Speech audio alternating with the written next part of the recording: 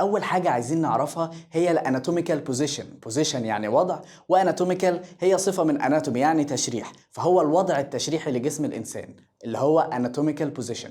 طيب بيتضمن ايه الوضع التشريحي وليه عايزين نعرفه اصلا؟ عشان نشرح جسم الانسان عايزين نقسمه شويه مستويات دلوقتي هنعرفها، عايزين نعرف الحركات، هنعرف كل حاجه دلوقتي. ولكن مواصفات الاناتوميكال بوزيشن او الوضع التشريحي ايه؟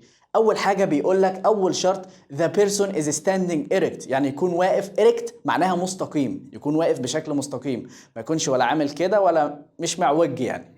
تاني حاجه eyes and palm of hand facing forward. eyes facing forward يعني انا باصص لقدام. palm of hand اللي هو باطن او راحه الايد كده باصه لقدام، يعني بالشكل ده. palm of hands facing forward. شايفين هنا البالمز facing forward باصين لقدام، والايز برضو facing forward هو باصص لقدام. with a person is standing erect فعلا واقف بشكل مستقيم. تالت حاجه بيقول لك arms are straight by sides. straight by sides يعني بشكل مستقيم، تمام؟ يعني الاذرع بتاعتك في جنبك وبشكل مستقيم، تمام. رابع حاجة بيقول لك legs are closed together، يعني رجليك ما يكونوش متباعدين عن بعض، لا يكون قريبين من بعض. فالاربع شروط ناخدهم من فوق لتحت. اول حاجة the person is standing erect، البيرسون او الشخص واقف بشكل مستقيم. تاني حاجة eyes and palm of hand facing forward، العين بتاعتي باصة لقدام وباطن او راحة الايد باصص لقدام. تالت حاجة بيقول لك arms are straight by sides، الاذرع بتاعتي مستقيمة وعلى الجانبين. رابع حاجة legs are closed together، مش شرط لازقين في بعض ولكن متقاربين من بعض، تمام؟ فدول الاربع شروط بتوع الاناتوميكال بوزيشن او الوضع التشريحي لجسم الانسان. طيب بندرس ليه الوضع التشريحي؟ هنعرف دلوقتي. عايزين نقسم الجسم لمستويات يا دكاترة، فبسم الله. اول حاجة عندنا الخط او المستوى ده قسم لي الجسم لجزء ايه وجزء ايه، لجزء يمين وجزء شمال. نتفق مع بعض كده، لو اي خط او مستوى يقسم لي الجسم لجزء يمين وجزء شمال هنسميه ساجيتال بلين. خلي بالك نقول بلين يعني مستوى، ما نقولش بلان دي خطة، لا بلين ساجيتال بلين، تمام. فاحنا اتفقنا المستوى اللي هيقسم لي جسم الانسان لجزء يمين وجزء شمال هنسميه ساجيتال بلين، تمام.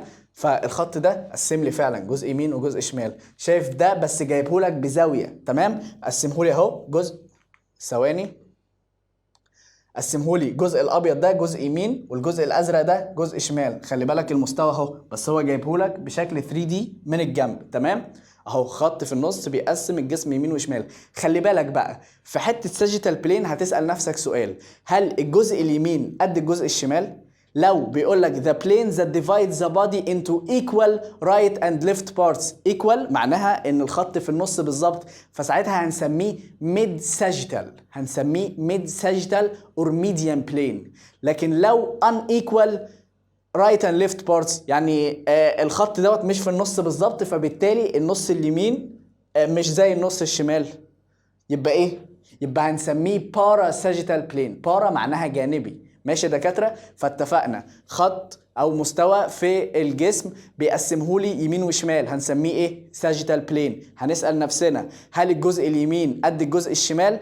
يبقى هو اسمه ميد ساجيتال اور ميديان بلين. لو الجزء اليمين مش قد الجزء الشمال هنسميه بارا ساجيتال بلين. هنطبق كل حاجه دلوقتي، وانا دكاتره الهدف اللي انا مش عايزك تذاكر بعد المحاضره، اي محاضره نشرحها احنا بنذاكر مع بعض، اتفقنا؟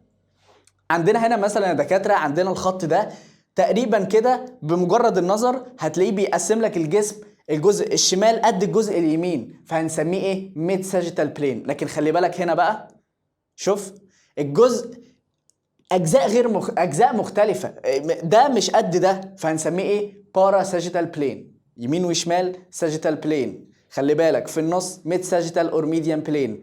اجزاء مش متساويه يبقى اسمها بارا ساجيتال بلين. المستوى اللي بعده يا دكاتره اسمه كورونال بلين. خلي بالك كورونال بلين انا عايزك تعرفها ازاي. كورونال بلين يبقى بيقسم لك الجسم لجزء قدام وجزء ورا. خلي بالك كورونال يبقى قدام وورا، كورونال قدام وورا. خلي بالك بص المستوى ده في جزء قدام اهو، فاحنا بنقول قدام عشان نفتكر بيه كلمه كورونال، وجزء ورا يبقى هنسميه ايه؟ كورونال بلين. خلي بالك المستوى ده شايف المستوى بص جاي كده مقسم لي الجسم لايه؟ جزء اهو الابيض قدام وجزء الاحمر ورا، يبقى هنسميه كورونال بلين. يبقى احنا عرفنا مستويين لحد دلوقتي، الساجيتال بلين اللي هو قسم لي الجسم يمين وشمال، والكورونال بلين اللي قسم لي الجسم قدام وورا. تمام يا دكاتره؟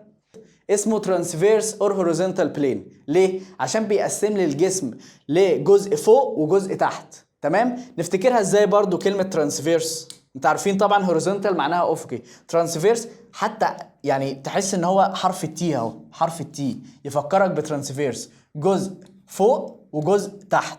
ماشي يا دكاتره؟ تمام. يبقى عرفنا كده 3 مستويات. احنا بنراجع برضو، انا مش قلت لك مش عايزك تبذل مجهود صدقني. خط بيقسم لي الجسم لجزء يمين وجزء شمال، هنسميه ايه؟ ساجيتال بلين.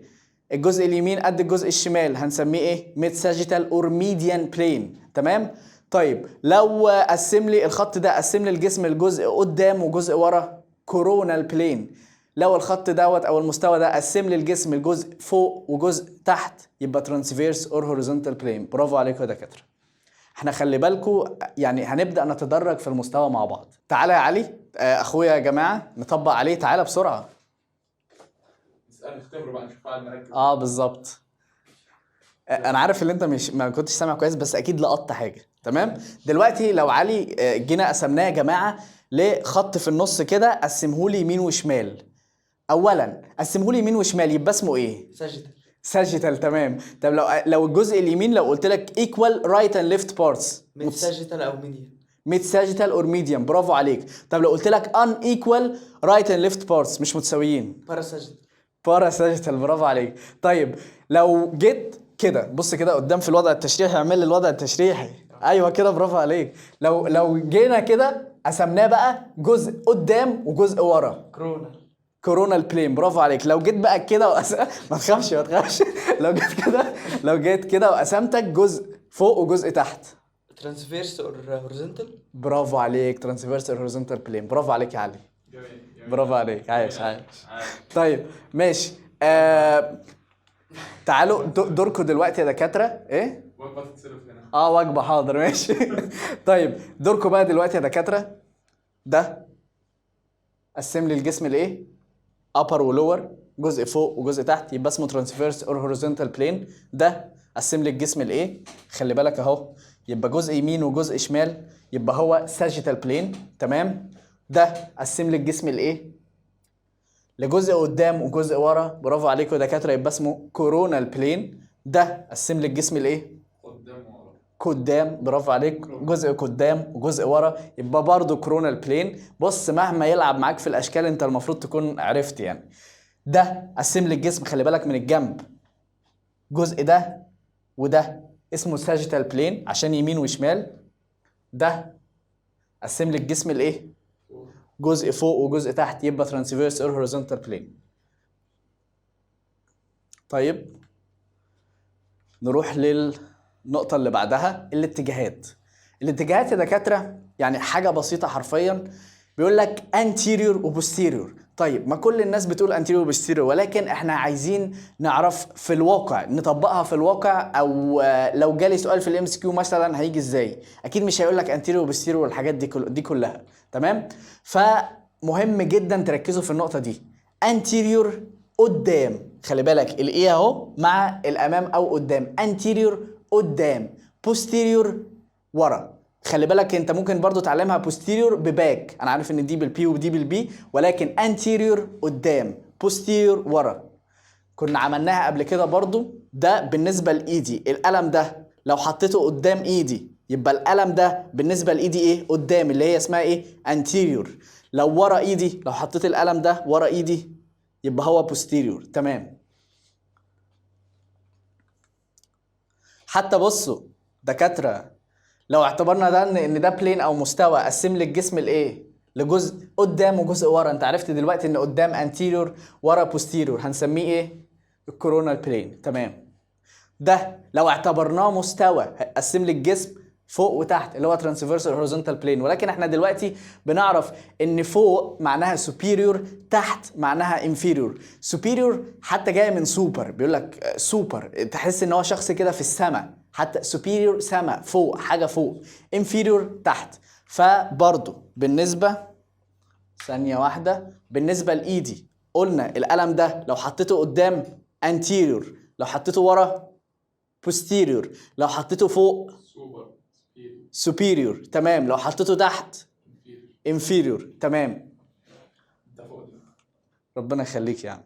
طيب معرفش ايه الكلام الصيني المكتوب ده، سوى عارفين انك كوري، لا يا عم، عارفين بعد انك الشر كوري. يا عم. تمام. طيب الاتجاهات هتزعل الناس بتوع لا البي تي يا اس عم، لا، والحوارات مش- دي. احنا ناس مصريين. ربنا يوفقك. ربنا يوفقك. ماشي. طيب عندنا كلمة بروكسيمال وديستال. عارفين كلمة ابروكسيميشن معناها تقريب اصلا، وكلمة ديستانس معناها مسافة. فخلي بالك لما اقول لك افتكر كلمة ابروكسيميشن لو عارفها تقريب، بروكسيمال معناها قريب من مصدر الطرف، ديستال افتكر كلمة ديستانت، ديستانت يعني بعيد اصلا، وديستانس يعني مسافة. افتكر ان اي حاجة ديستال معناها بعيدة عن مصدر الطرف، اي حاجة بروكسيمال معناها قريبة من مصدر الطرف. فمثلا لو عندنا نقطتين، لو اعتبرنا ان دي نقطة الاصل، خلي بالك هنحدد اي نقطة، غالبا النقطة بتبقى مثلا هنا، عندك نقطة هنا، وعندنا حددنا كمان نقطتين، عندنا النقطة هنا A والنقطة هنا B. لو قلت لك انهي نقطة بالنسبة لنقطة الاصل اللي هي الحمراء دي، تمام، اللي هو الشولدر مثلا، الشولدر اللي هو الكتف، تمام، A و B عندنا نقطتين، انهي فيهم البروكسيمال، انهي فيهم القريبة من نقطة الاصل، وانهي فيهم البعيدة عن النقطة اللي احنا حددناها دي اللي هي ديستال. برافو عليكم. يعني ايه هي البروكسيمال للنقطة الحمراء دي، وبي هي الديستال. طيب تاني، لو حددنا مثلا النقطة دي، تمام، وحددنا برضو نقطتين، ايه نقطة هنا عند الني او الركبة، ونقطة هنا عند الانكل او الكاحل، تمام. بالنسبة للنقطة السوداء دي عندنا نقطتين، عندنا A و B، انهي فيهم البروكسيمال وانهي فيهم الديستال؟ بالظبط الاي هي اللي قريبة منها، دي البروكسيمال ودي الديستال، تمام. طيب يبقى احنا كده عرفنا، نراجع تاني.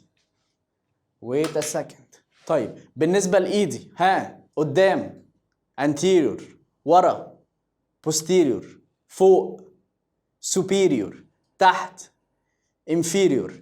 لو حددت ان دي مثلا نقطة الاصل وعندي نقطتين، نقطة هنا عند كوعي ونقطة هنا عند الرسغ او الريست، يبقى النقطة اللي عندي كوعي دي تعتبر بالنسبة للشولدر ايه؟ بروكسيمال. اما النقطة التانية البعيدة دي بالنسبة للشولدر ايه؟ النقطة البعيدة عند الساعة كده ديستال، تمام. نروح للي بعدها. عندنا ميديال ولاترال، مهمة جدا نعرفها دي ونفهمها، مهم اللي احنا نفهمها.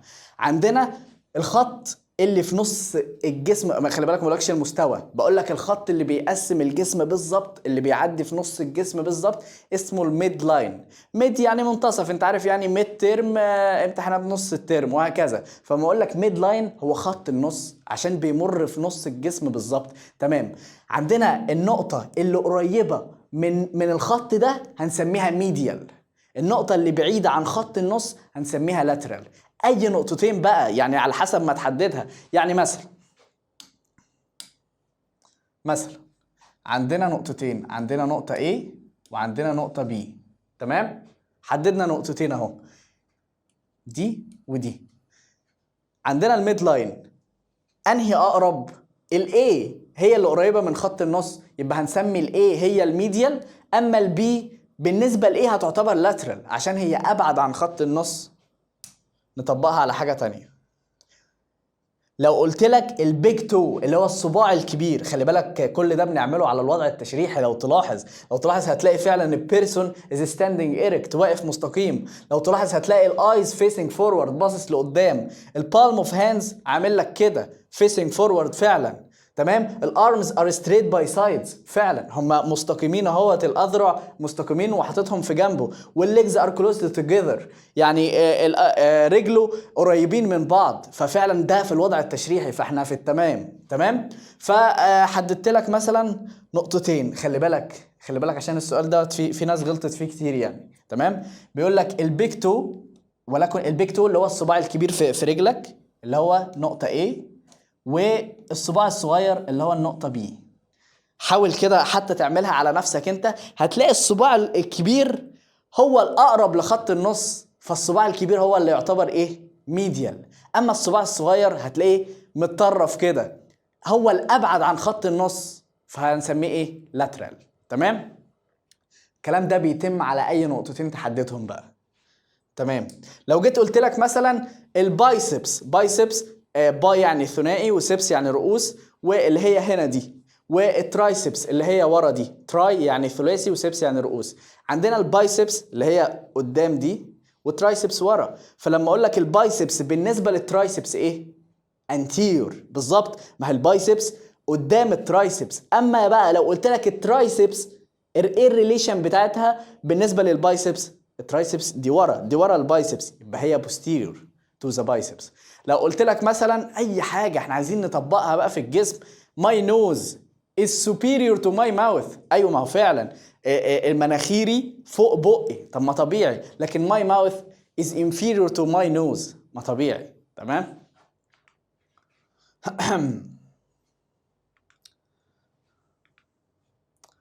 ماشي، نعرف بقى superficial and deep. superficial معناها حاجة سطحية، deep معناها حاجة عميقة. بيقول لك انت شخصية deep، يعني انت شخصية عميقة.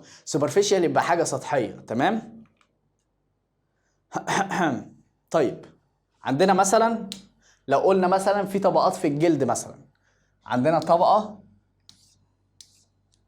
هنا A، طبقة هنا B، طبقة هنا C.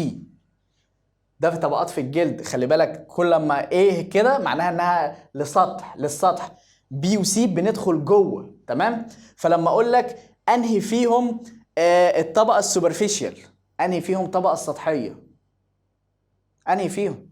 ايه، برافو عليك. طب انهي فيهم الطبقه الديب، الموست ديب؟ هي سي. تمام. طب لما اقول لك ما بين نقطتين بقى، ما بين A و B، A تعتبر ايه بالنسبه لبي؟ انا بتكلم على طبقات جلد، ما تقوليش سوبيريور وانفيريور، مش بتكلم على دي دلوقتي، بتكلم سوبرفيشال ولا ديب. A بالنسبه لبي تعتبر ايه؟ سوبرفيشال، برافو عليك. طيب بي بالنسبه لايه تعتبر ايه؟ ديب. ايوه، دي اعمق منها. طيب بي بالنسبه لسي، دي فوق، دي فوقها، يعني سطحيه اكتر منها، سوبرفيشال. تمام. طب سي بالنسبه لبي تعتبر ديب. تمام يا دكاتره.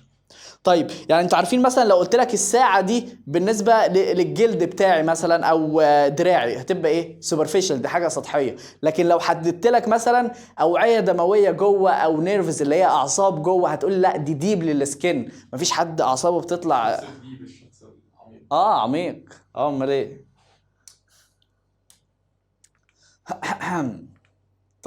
طيب يا دكاتره، ولكن قبل ما ندخل على البوزيشنز لازم نعرف ونتاكد ان احنا كل اللي فات احنا عارفينه كويس، لان دي اساسيات حرفيا هنكمل عليها.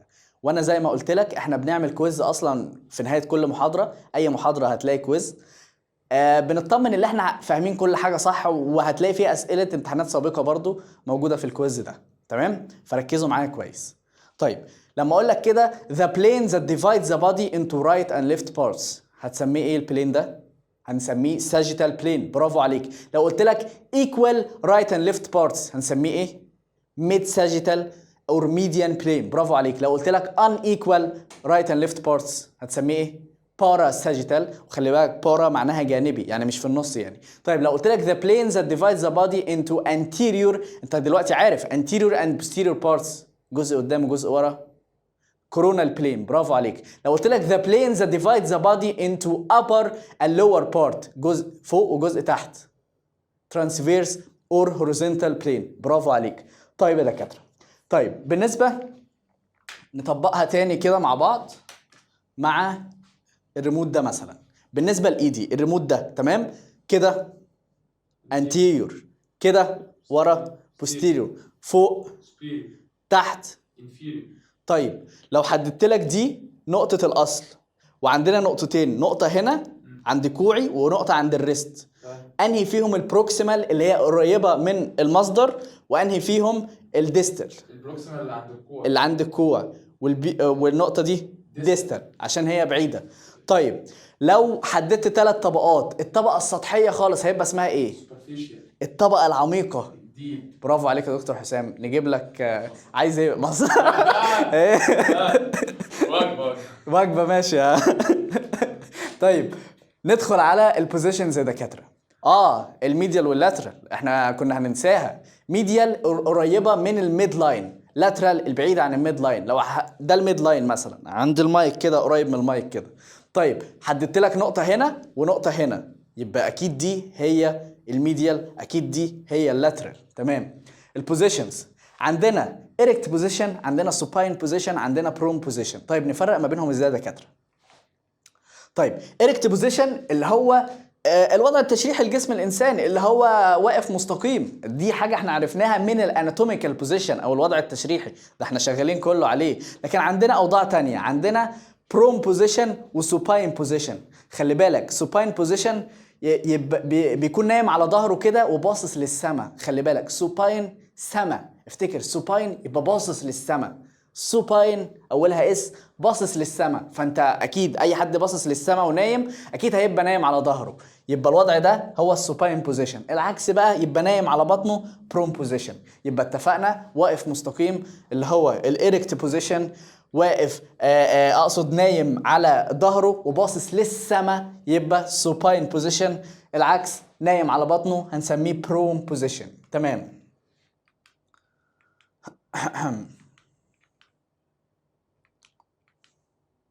طيب بيراجع معاك يعني الوضع التشريحي. بيقول لك the person is standing erect, eyes and palms facing forward و eyes straight forward. تمام، احنا عارفين الوضع التشريحي يا فندم. تمام. بيقول لك البروم بوزيشن بيشرحه لك، يعني خلي بالك انت ما تقعدليش تحفظ كل كلمه، لا انت فاهم. لو لف لك السؤال في الام اس كيو انت فاهم. تمام. بيقول لك person lying on front with face downwards. بيقول لك ماشي تمام، يعني نايم على بطنه يعني، والفيس داونوردز، ما اكيد واحد نايم على بطنه يبقى وشه داونوردز لتحت. supine position person lying on his back، نايم على ظهره فباصص للسماء يبقى supine position. تمام. احنا بنقرأ بس عشان ايه لما تيجي تقرأ عندك تكون عارف كل حاجة. يعني دي شوية مراجعة بس للبلينز يعني. ثواني. طيب احنا عرفنا يمين وشمال يبقى ساجيتال، قدام وورا يبقى كرونال، فوق وتحت يبقى ترانسفيرس. تمام ماشي. طيب دوت عشان في النص بالظبط فهو مسميهولك ساجيتال اور ميديان بلين. عايزين بس نقرا الديفينيشنز بتاعته.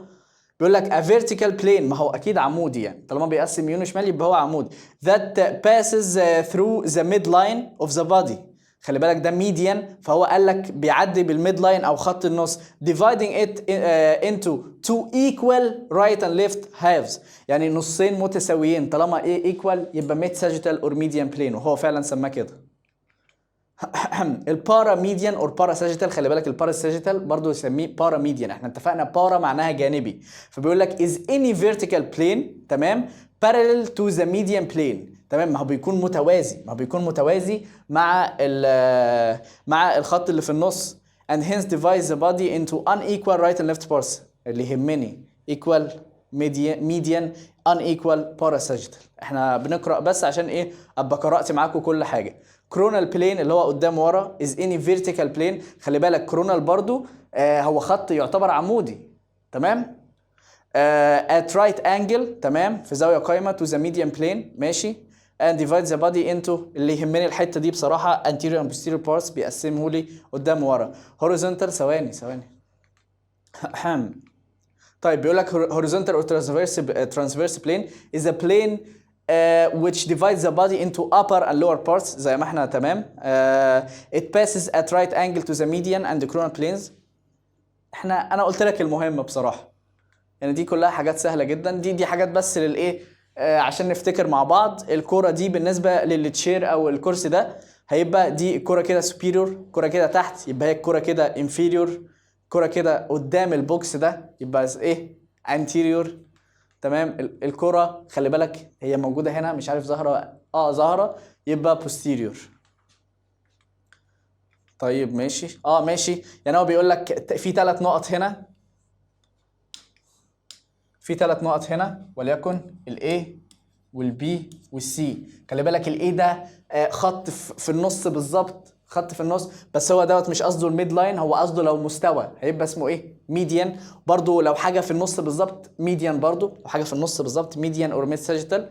لكن دول نقطتين البي والسي، خلي بالك هو هنا عايز يقول لك انهي الميديال فيهم وانهي اللاترال بالنسبه لخط النص. البي هي اللي هتبقى الميديال، السي هي اللي هتبقى اللاترال. واضحه؟ طيب ايوه اهي ميديان دي سماها الميديال عشان هي اللي قريبه من الخط اللي في النص، دي سماها لاترال عشان هي اللي بعيده عن الخط اللي في النص. خلي بالك احنا بنحاول نتدرج في المستوى، يا احنا لحد دلوقتي ما عملناش حاجه مميزه يعني. طيب بيقول لك الحته دي مثلا سوبرفيشال والحته دي ديب، تمام.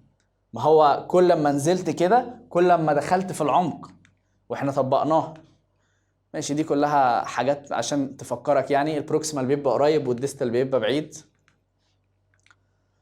اوكي عايزين نقرا الديفينيشنز دي برضو. انت فاهم احنا بنقرا عشان ابقى يعني مش عايز اسيب لك حاجه بصراحه برضو، تمام.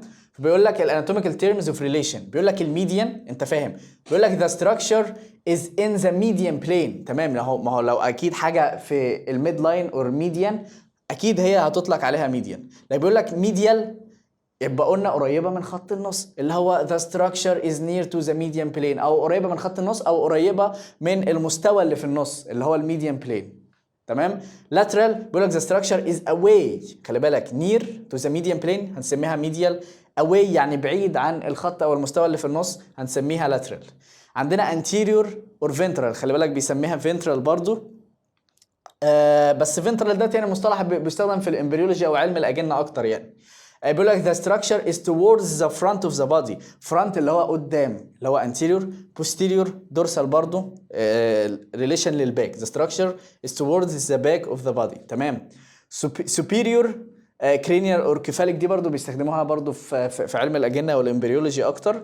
اعرف الحاجات المتشابهة وانت مع الوقت هتعرف المصطلحات التانية يعني. بيقول لك the structure lies towards the head، تمام. ما هو أي حاجة towards the head أو ناحية الرأس هتبقى superior، هتبقى فوق يعني. احنا بنفهم، محدش يقعد يحفظ لي المصطلحات دي صدقوني، احنا بنفهم، انا بعرفك بس جت ازاي.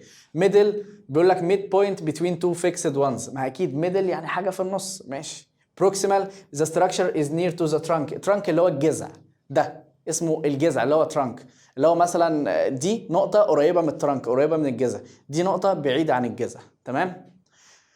distal is away، تمام، بعيده. superficial بيقول لك the structure lies towards surface of the body، يعني على السطح، تمام.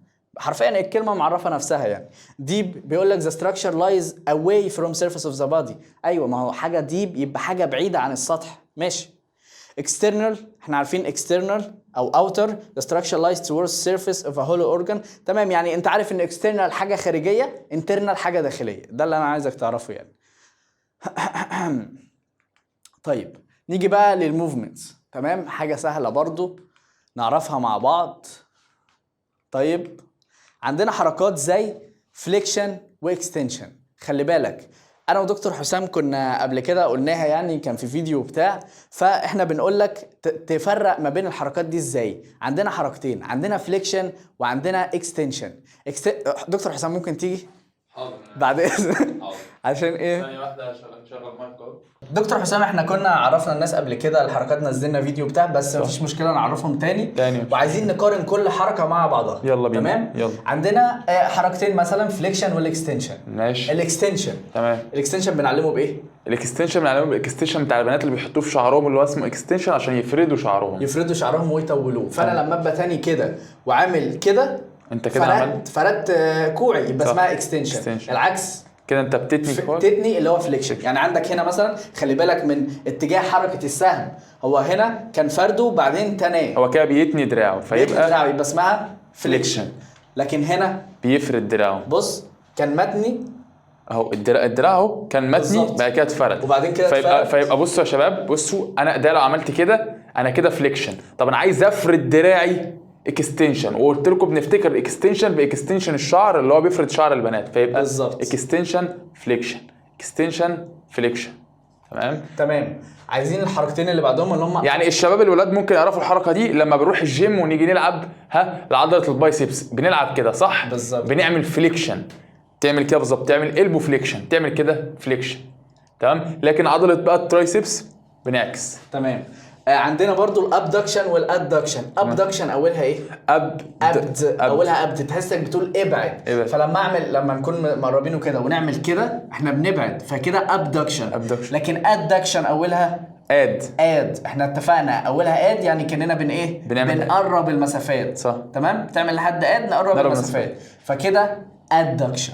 تمام، يعني تقرب. يبقى كده ابدكشن، كده ادكشن، طب كده فليكشن، كده اكستنشن. تمام. نشوفها هنا كده، خلي بالك من اتجاه حركه السهم. بيبعد ابدكشن، ابدكشن.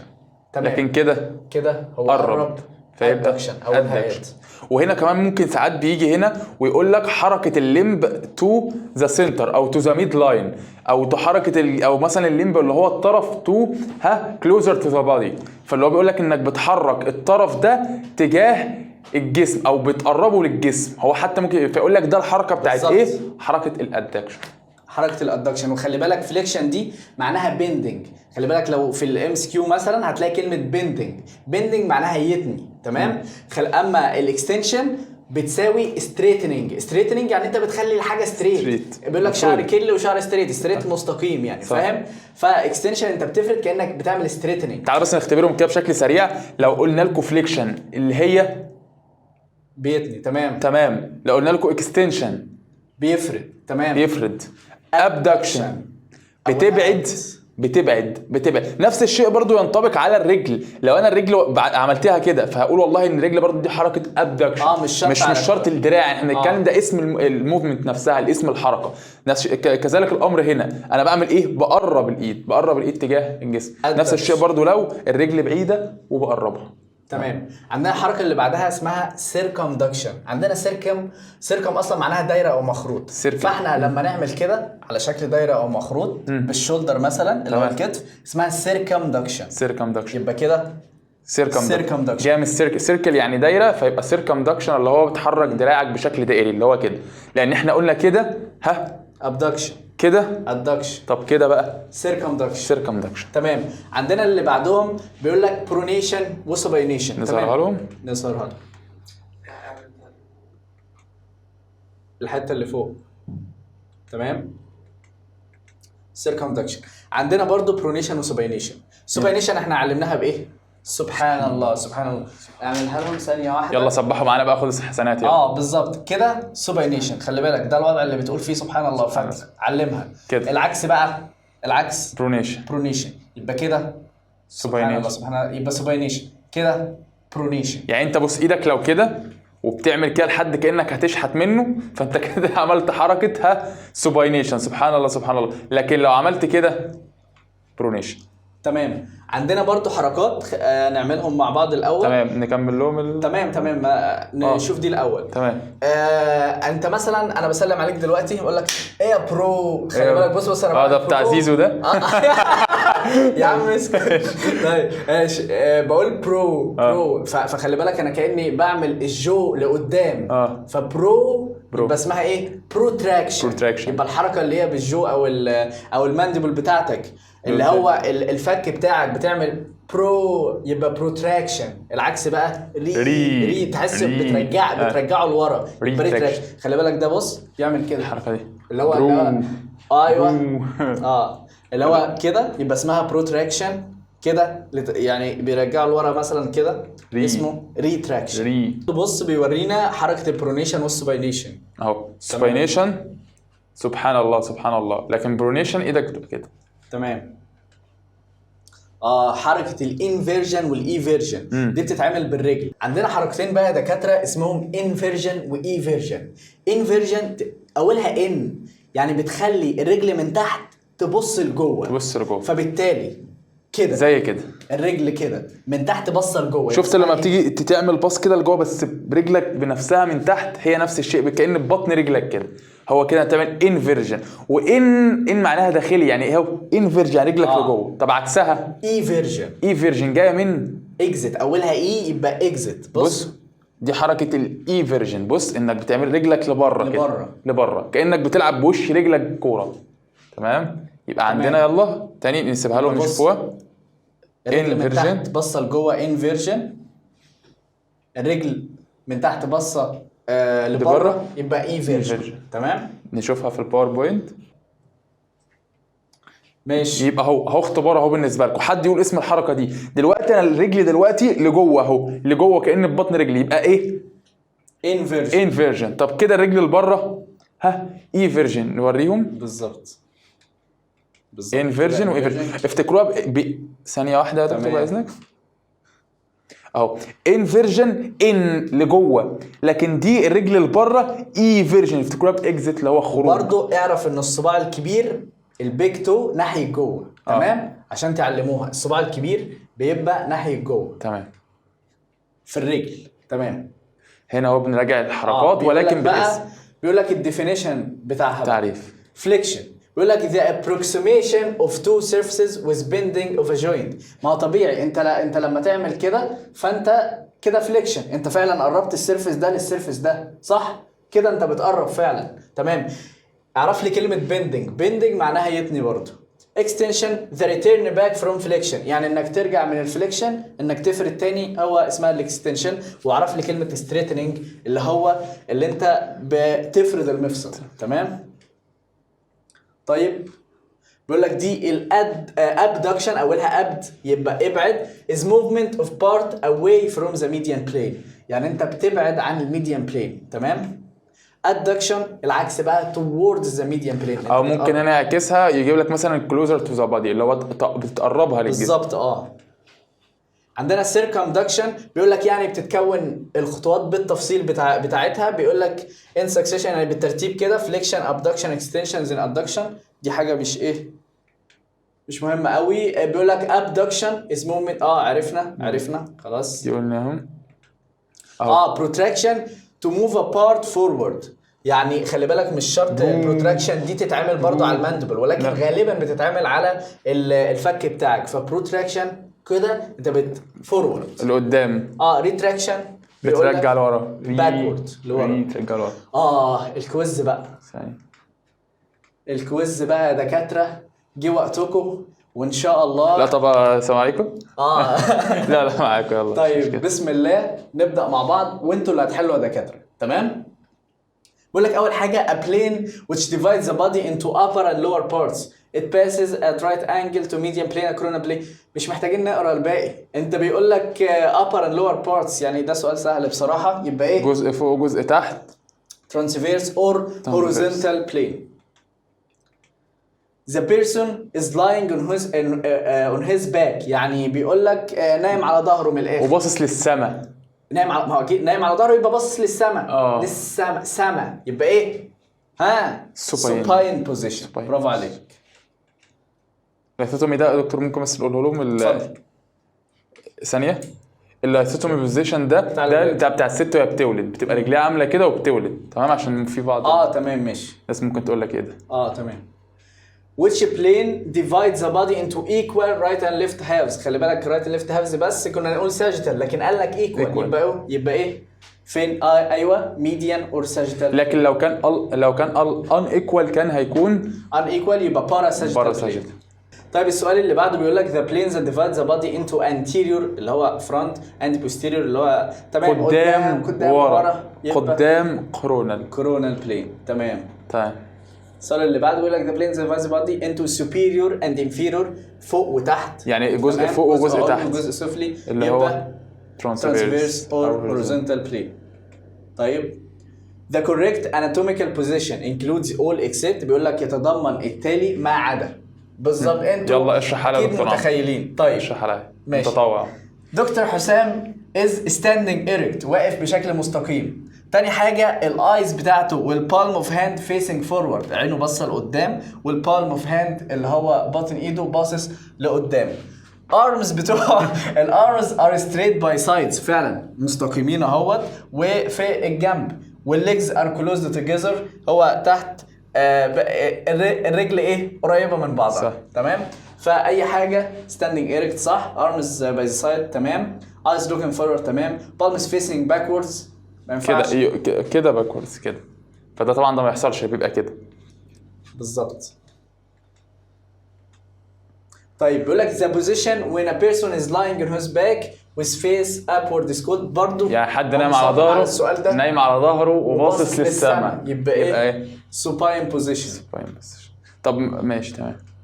اوكي تمام. the position when a person lying on his abdomen اللي هي المعدة بتاعته يعني with face downwards يعني وشه تحت ونايم على نايم بطنه على- من الاخر، نايم على يبقى بطنه. العكس السوباين بوزيشن اللي هو ايه؟ بطنه برو. بالظبط prone position.